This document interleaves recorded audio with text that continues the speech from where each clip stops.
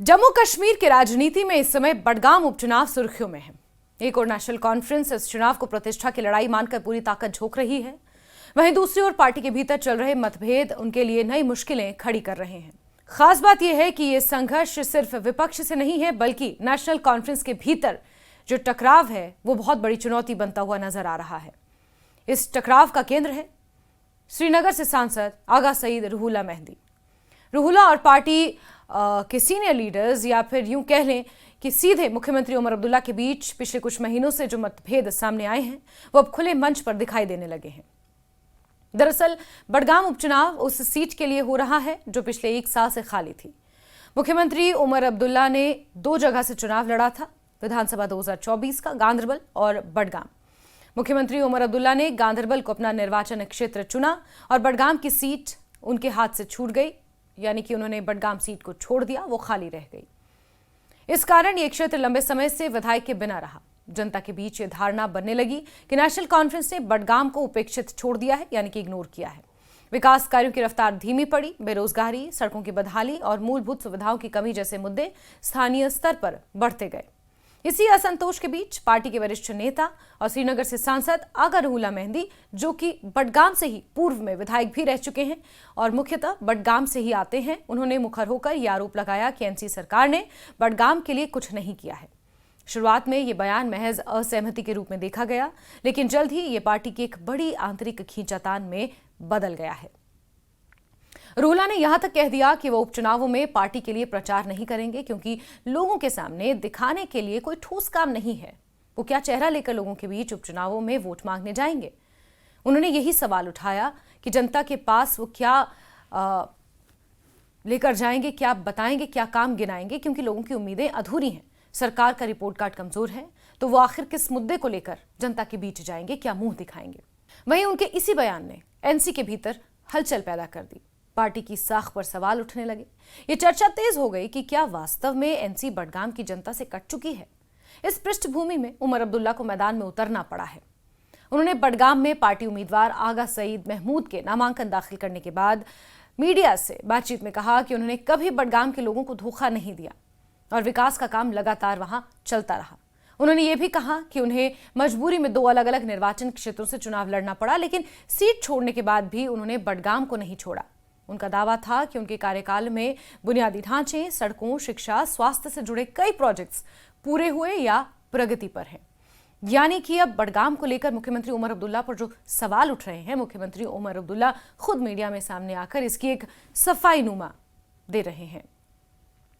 उमर अब्दुल्ला के बयान को कई राजनीतिक विश्लेषक सफाई के रूप में देख रहे हैं। उनका कहना है कि रुहुल्ला के सार्वजनिक आरोपों से पार्टी की छवि को नुकसान हुआ है। उमर अब्दुल्ला को यह दिखाना पड़ रहा है कि एनसी ने बडगाम की उपेक्षा नहीं की है। वहीं उमर ने यह भी विश्वास जताया कि जनता एक बार फिर एनसी पर भरोसा करेगी और आगा सईद महमूद को बहुमत से विजयी बनाएगी।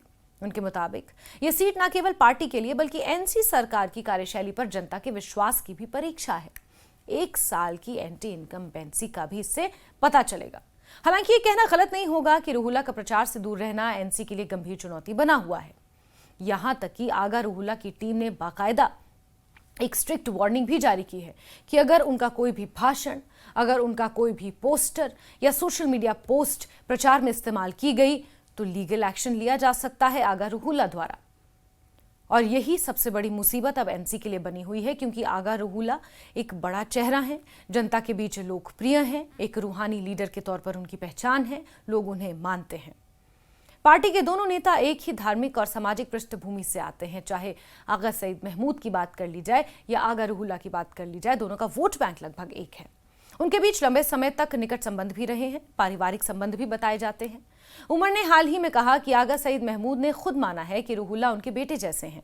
उन्हें उम्मीद है कि वो लास्ट में उनके समर्थन में जरूर आएंगे, लेकिन अब तक ऐसा होता दिख नहीं रहा है। रुहुल्ला के मौन रहने से यह संदेश जा रहा है कि पार्टी की अंदरूनी खाई अभी तक पूरी तरह नहीं पट पाई है। बडगाम विधानसभा क्षेत्र का राजनीतिक इतिहास भी इस घटनाक्रम को और दिलचस्प बनाता है। यह इलाका धार्मिक और सामाजिक रूप से संवेदनशील रहा है। संगठनात्मक स्तर पर मतदाताओं की निष्ठा और सामुदायिक समीकरण महत्वपूर्ण भूमिका निभाते आए हैं। रूहुल्ला का यहां गहरा प्रभाव माना जाता है, जबकि उमर अब्दुल्ला की कोशिश है कि पार्टी की राज्यव्यापी उपस्थिति और विकास कार्यों के आधार पर माहौल अपने पक्ष में मोड़ लिया जाए।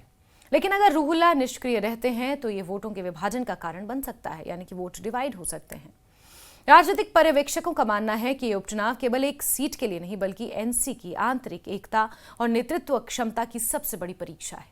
साल 2024 के बाद से जम्मू कश्मीर में बदलते राजनीतिक समीकरणों के बीच पार्टी के लिए यह जरूरी हो गया है कि वो अपनी स्थिति मजबूत करे, और यही कारण है कि मुख्यमंत्री उमर अब्दुल्ला को बडगाम सीट को लेकर अब स्पष्टीकरण यानी कि सफाइयां देनी पड़ रही हैं।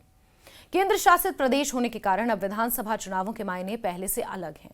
हर सीट पार्टी की रणनीतिक ताकत और जमीनी पकड़ को दिखाती है। ऐसे में बडगाम का परिणाम आने वाले समय में एनसी की दिशा तय करने में एक अहम भूमिका अदा कर सकता है। दूसरी ओर पार्टी को कांग्रेस के साथ अपने गठबंधन समीकरणों को लेकर भी सवालों का सामना करना पड़ रहा है। उमर अब्दुल्ला ने यह स्वीकार किया है कि एनसी ने नगरोटा सीट कांग्रेस को देने की पेशकश की थी, मगर जब कांग्रेस ने इनकार किया तो पार्टी को अपना प्रत्याशी उतारना पड़ा। इससे यह स्पष्ट होता है कि क्षेत्रीय स्तर पर ये जो गठबंधन है इसकी तस्वीर अभी भी धुंधली है और एनसी को अकेले मैदान संभालना पड़ रहा है। बडगाम उपचुनाव का ये चरण इसलिए भी दिलचस्प है क्योंकि इसमें एनसी केवल बीजेपी या अन्य प्रतिद्वंदियों से नहीं बल्कि अपनी स्वयं की विश्वसनीयता से भी लड़ रही है, अपनी क्रेडिबिलिटी से भी लड़ रही है। पिछले एक साल में वहां विधायक न होने के कारण जनता के बीच ये सवाल बार बार उठा कि उनका रिप्रेजेंटेटिव नहीं होने से विकास कार्य नहीं हो पाए, यानी कि बहुत धीमी गति से हुए। अब पार्टी को न केवल जनता को यह भरोसा दिलाना है कि काम हो रहे थे, बल्कि ये भी कि नेतृत्व जनता के प्रति जवाबदेह है। उमर अब्दुल्ला का हालिया रुख इससे मेल खाता दिख रहा है। वो बडगाम में लगातार बैठकें कर रहे हैं, विकास योजनाओं की सूची सार्वजनिक मंचों पर साझा कर रहे हैं और ये संदेश देने की कोशिश में है कि पार्टी लोगों के बीच से दूर नहीं हुई है। वहीं दूसरी ओर रूहुल्ला का मौन इस पूरे प्रयास को चुनौती देता है, क्योंकि बडगाम में उनका स्थानीय प्रभाव और व्यक्तिगत पहचान किसी भी चुनाव के नतीजे को प्रभावित करने में सक्षम है। साफ रूप से देखा जाए तो बडगाम उपचुनाव एक ऐसी राजनीतिक कहानी में बदल चुका है जो संगठनात्मक समरसता, व्यक्तिगत महत्वाकांक्षा और सार्वजनिक छवि यानी कि आपकी सोशल इमेज, इन तीनों की परख कर रहा है। अगर आगा सईद महमूद जीतते हैं तो एनसी अपनी खोई हुई क्रेडिबिलिटी वापस पा सकती है। उमर अब्दुल्ला का तर्क कि विकास लगातार होता रहा वो जनता द्वारा प्रमाणित हो जाएगा। लेकिन अगर पार्टी को झटका लगता है तो यहां आंतरिक असहमति और नेतृत्व विवाद का परिणाम ये माना जाएगा।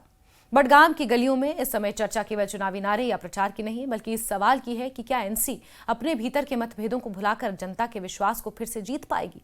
ये चुनाव केवल एक सीट का नहीं बल्कि जन समर्थन बनाम जन संतोष की कहानी है और इसी कहानी का अंत आने वाले दिनों में जम्मू कश्मीर की राजनीति का स्वरूप भी तय करेगा।